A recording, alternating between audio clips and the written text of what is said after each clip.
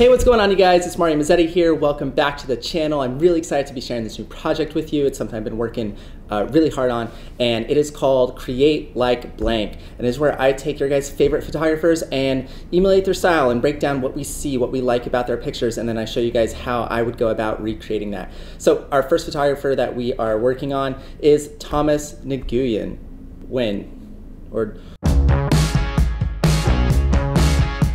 Anyways, I'm really excited. Let's jump on in. We're gonna go ahead and take a look at his Instagram and start breaking down his particular shooting style and technique and what we see. The first thing that I noticed right away is that all of his shoots are really well styled, and his use of perspective is really fascinating. It's not your typical eye level, or he really goes he really morphs that perspective in a very fun way. With his styling is that he does a great job of incorporating both colors and patterns, which I think is super fun, and using real minimal accessories. I've noticed that he doesn't use a lot of jewelry. There's not a lot of necklaces or bracelets or rings or anything like that that really distract you from the image. So it really is just about the clothes themselves, the shoes, the hairstyle. You know, occasionally he'll throw on some eyeglasses or something like that, but I've noticed that he doesn't focus on jewelry, which I think is a really cool perspective. Here's another great example of him using depth and perspective to really bring out just something different, something that you really have to work to try and create. It's not something where you just have your client sit down and lean and do all of that. So again, I think it's a super awesome use. We can see more of the repetition with, again, that perspective. We've got the shoes, even on something that's slightly more simple on the styling, where we're just wearing basic jeans and a top that's got some fun colors to it. It's still really well done. And here's another great example of just using that perspective that's also combined with the wardrobe. I think that's so great. He's got the patterns, he's got the strong colors. All of those come together, and that is it's a very repeated use in his work, which I think is awesome. Next, I want to analyze his lighting style. From what I can tell, he mostly uses existing light. I think examples like this are a great example where he's not using any sort of reflectors or off-camera flash or anything like that. I think with images like this, for example, he's just using natural light. So I've noticed that Thomas's lighting style is very similar to like a beauty lighting style, but he's not using reflectors or off-camera flash or anything like that. So that means he's using a lot of open shade, he's using a lot of alleyways, and some of his work has a little bit of a backlit touch, but you can tell that kind of the backlighting and the flare are not the primary focus of his images. So this allows him to shoot kind of that mid to late afternoon and still get a lot of that open shade, still get that lighting that he's looking for, and then finalize that lighting and kind of that light shaping in post-production. The next thing that I want to cover is his camera gear. And so I know that he shoots a lot of wider perspectives, and so I see a lot of 35mm use in here. I also see with some of his more leading line stuff, something like this I could see being more on the 50mm or maybe 85, but I would be pretty surprised on that. But seeing images like this where there's definitely a lot of compression, the bokeh is really good, that's going to be more on the 50 to 85 side, which is great to see him change up. But then definitely shooting something like this, you know, could be 50, but you know, also could be 35. And then definitely doing more of the wider angle, kind of sitting down shoe shots, for example, definitely look closer to the 35 look to me. And then the last thing that I want to point out is Thomas's editing style. So his color grading and his skin retouching, it's super phenomenal. I've noticed that his skin tones have this just lovely, almost like hazelnut touch, where nobody's too tan, nobody's too bright. Building on that, he does a great job with his pops of color, and I think this is attributed to a couple of different things. This comes down to the wardrobe that he's choosing. So he's choosing wardrobe that has a lot of pop, it has a lot of texture. The wardrobe is doing a lot from the beginning. And his colors are very saturated, they're very sharp.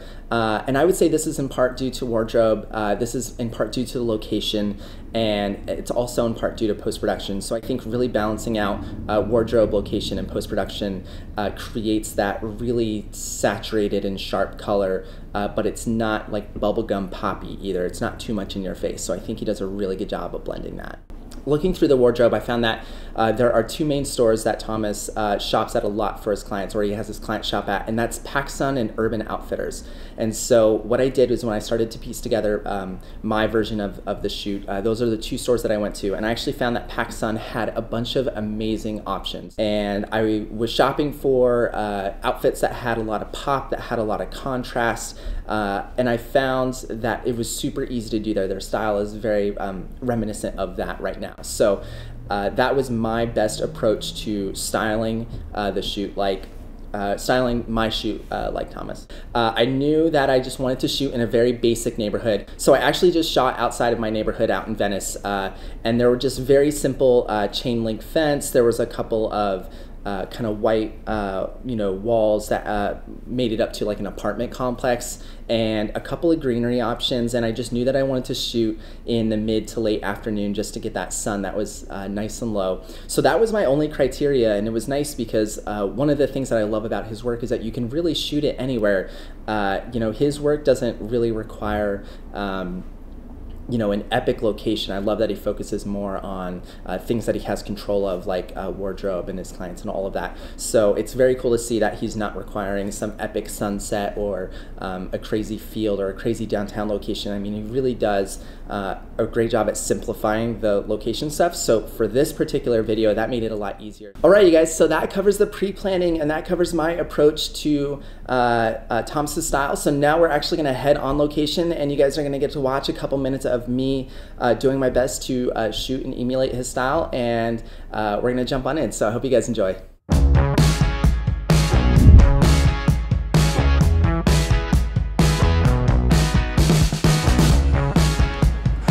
All right, you guys, so here we are on location. Right now, I am just finding my exposure, just getting a feel for how the light is looking. Starting off every shoot like this, just seeing what happens when I get sun flare, when I don't get sun flare. I'm not directing my model at this point. I'm really just focusing on all the technical camera settings. So I'd rather get all of that out of the way in the first 30 seconds, and that way the rest of my attention is spent with them. Now at this point, I want to start that sporty angle look. So I want to get right into what I feel like is a highlight of Thomas's work. So I'm shooting with the 50mm right now. Now this is my personal normal angle. It's very, eye level, all of this. I'm finding that Thomas shoots really low. And so now I'm starting to find a little bit more of that three-dimensional look. I'm finding, where he normally shoots and the perspectives that he's looking for. It's also at this point that I'm starting to realize that the 50mm is just too long for this look. I'm not getting enough of that connection with the environment, with the model. And so at this point, I'm gonna go ahead and switch to the 35.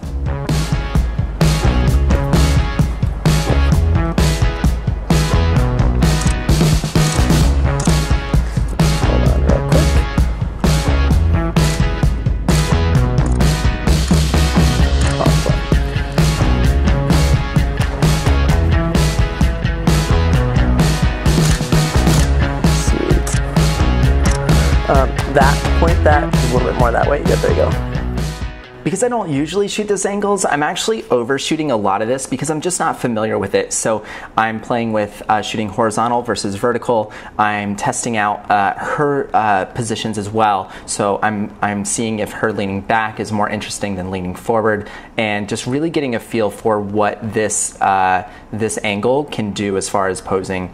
And it helps that Christine is also a dancer, so I can ask a lot of her with posing and not have to worry about whether she can do it or not. And so this opened up a lot of my learning technique to really see what works well with, basically the human body, and kind of seeing what people can do and not do.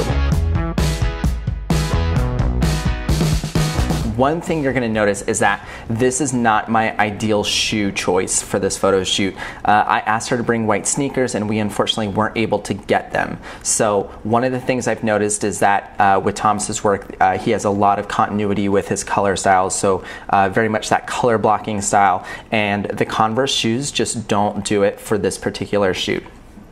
So what I did is I deviated a little bit from what I would consider to be his iconic classic style, and I started to incorporate my own style in this, which you can see, so I actually had her switch up her body position, and I'm just shooting her upper body at this point. And so this would be a little bit more of what I would shoot. And I thought this was really fun, starting to incorporate my own style on this part. It was really fun to kind of pull my favorite pieces from what Thomas would normally shoot and start to work in what I normally do with my clients. Even with having the wardrobe not be perfect, I was able to try other looks. And so what I'm going to do here is play again with perspective and having Christina's hand really close to the lens, and starting to incorporate a little bit more motion, which I personally love to incorporate. And I've noticed that Thomas's work also has a lot of that motion, that perspective going on. So this part was really fun, as I was able to just work around what I would consider not a perfect wardrobe scenario, and was able to still make the best out of it.